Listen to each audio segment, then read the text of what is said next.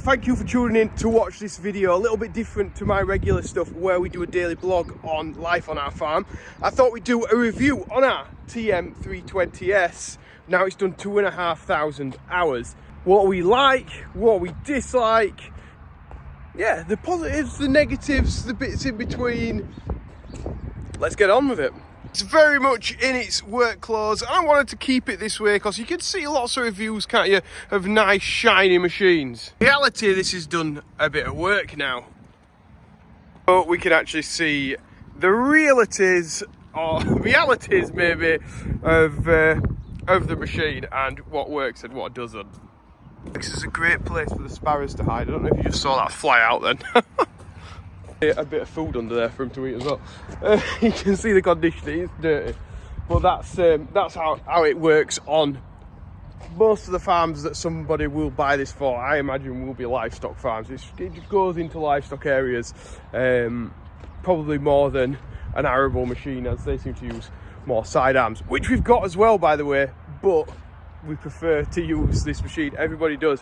When we bought the 9 meter, I don't know, 5 or 6 years ago, I thought this machine would become a thing of the past and we would just get another similar sidearm machine. Well, no, we swapped that again, and we will continue to have a TM of that pivot steer style machine on the farm. I think it'd be a lot to take us away from JCB, but you never know, something fantastic might come out onto the market. So, do we like it? Yes, that is first and foremost. We do like it. Does it have bits that annoy you? Yes, it does, yeah. I think that the mudguards could do with being a bit longer to the front, because when we reverse, and we spend a lot of time in reversing this machine, it literally covers the lights in muck. But having said that, the LED lights are the ones that do all the work really here. We don't take this on the road. It stops in the yard. They're just the sort of non-LED road lights, should we say, but these work lights are the ones that are really doing the illuminating, and when they're turned on, they are absolutely fantastic. Wise under the hood, which bonnet still works great after 2,500 hours. We got 145 horsepower JCB engine, which we've had no trouble with, none whatsoever. Radiators probably looks like it wants a little bit of a clean out, but it's getting a service this next week, so this will get ticked off. It's never ever lacking in power. It just feels like it will push anything and it'll just keep going until it breaks traction. We've gone, talking of traction, we've gone with the bib load tyres. Now these have done 2,500 hours and they are worn, but if we had normal ag tyres, there'd be very little left on there at all. Are fantastic for running on this stuff, concrete, and then doing a little bit of field work as well. So we'll do muck spreading in the field and we'll use these, and they hold a bit of muck in the tread, so when you're leaving maybe a cattle yard, if you're driving on the muck, you will fetch a bit more muck out than probably you would do with ag tyres. And in the field, are they quite as good? Yeah, probably not quite as good, but there's not a million miles difference, if you know what I mean. Like when we're on a wet muck hill, you will fill them with mud, but equally we'd fill an ag tyre with mud. They're not the biggest tyre, are they? You know, it's not a tractor tyre, they are smaller, and whatever tread you're gonna have on, you're still limited by the sort of size of the wheel itself. So we really like them. Every time we get a new telehandler, we will have bib load tyres on it for our job. If we were to wash it, it would come up really well. It does shine, the paintwork still looks good. We have had some issues with the stickers. This one's come off with washing it, and no, it's just ripped, that one, hasn't it? This side it's come off completely, so JCB one's gone. I mean, not the end of the world, but whether they're using different adhesive compound or something, we've never had the stickers come off before, but yeah, I don't know. It's it's nothing, is it really? What I particularly like about this machine is that these are the greasing intervals. So 10 hours for the pins on the front, which are these, right, your locking pins. Everything else pretty much is 500 hours. There's the odd, I don't think there is anything that's 100 hours.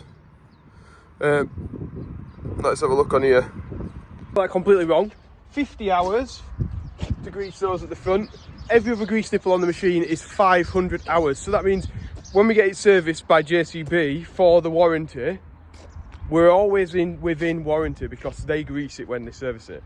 So if anything was to go wrong while it's in warranty with any of the pins, we know that we're covered. They can't say that you've not greased it because it's had a service by JCB, so it's covered.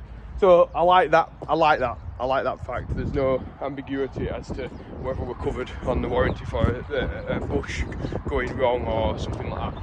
Which I like. That is fantastic. I like that bit. In cone headstock, wouldn't really have any other. I know we should probably say we have JCB, but it's just so easy to use. Let's have a look inside this mess of a cab. I've got my coat in here, covering up the little box / dicky seat, which is handy. And there's a lot of other crap in here, but this is a working machine. We've got a chain, handbrake. That's gone to electric now in the newer ones. I don't know if I like that more or less or what, or if it's any different.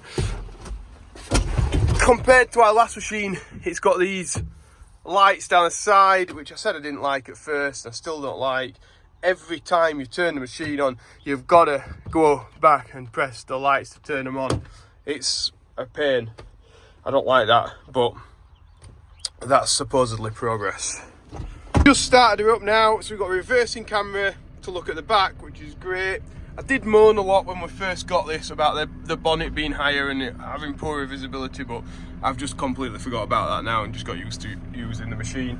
Do like using the reversing camera, helps out a lot, that, yeah. As does this screen that tells you sort of the hours, the amount of fuel you're using. Not that we really use it a great deal, but also checks the levels when you first turn it on. So if you've run out of windscreen washer or your oil level's low, it'll tell you on here, which is handy to keep people informed, to keep the machine running correctly. Hydraulics wise, absolutely no complaints. Everything works as it should. Very rapid. Yeah, it's an animal when it comes to driving it.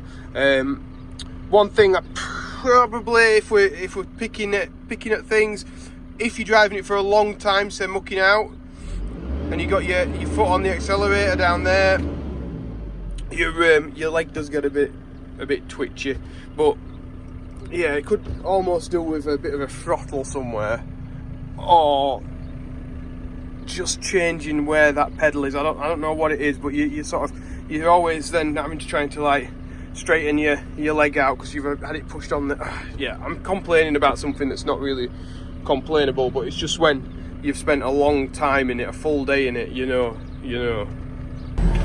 Transmission wise, we always run it, most of us always run it in 5th gear, because then it automatically changes for you up the gears. It's a nice sort of set off gear